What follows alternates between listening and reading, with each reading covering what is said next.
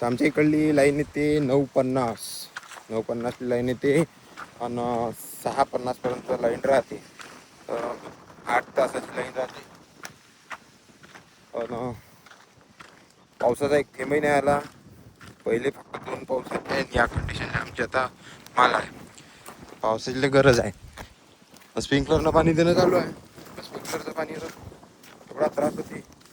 लयच त्रास होते. पाईप सटकन पुन्हा बंद करायला या मोटर किंवा मग पुन्हा गार्डन तुडवत जावं लागते. लय येते चालू. त्यापेक्षा एक 15 मिनिटाचा पाऊस जर आला तर खूप मस्त. आपले झाडं बघा किती मस्त दिसत आहे. एक नंबर झाले झाडं दोन्ही. पुढच्या यावेळी आले थोडंसं कटिंग करावं लागते वरून. खाली मस्त इतकं झोप लागते, चांगली थंडी थंडी हवा. तुरी आपल्या अशाच निघालेल्या आहे.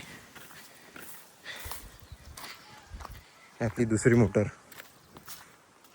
याच्यावर मी 10 स्प्रिंकलर फिरवतो, जास्त काही लावत नाही. हे चांगलं बांधून म्हणजे पाऊस घेऊन आला तर पेटी आपली ओली होत नाही, त्यासाठी बांधून. कधी कधी हे फसतेच. हे फसलं का मोटर चालू होत नाही.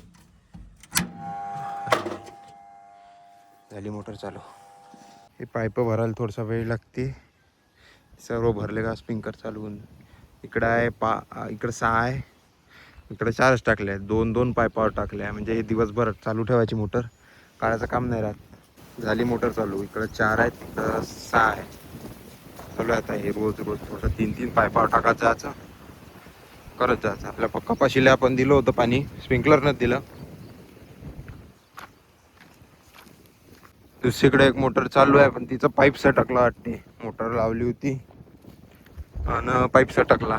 कारण की 2-2 स्प्रिंकलर टाकले एका पाईपावर. थोडं प्रेशर आलं त्याच्यामुळे असू शकते, नाही तर कधी कधी फकड्या बसत नाही बरोबर. हा स्प्रिंकलर निघाला होता खालून, अशी फकडी राहते, तो निघालं होते प्रेशरमुळे. आता लावून देऊ. झाली आपली हे मोटर चालू. आले पूर्ण स्प्रिंकलर. हवा एवढी आहे का काही आवाजही नाही येत काही बोलायचं म्हटलं.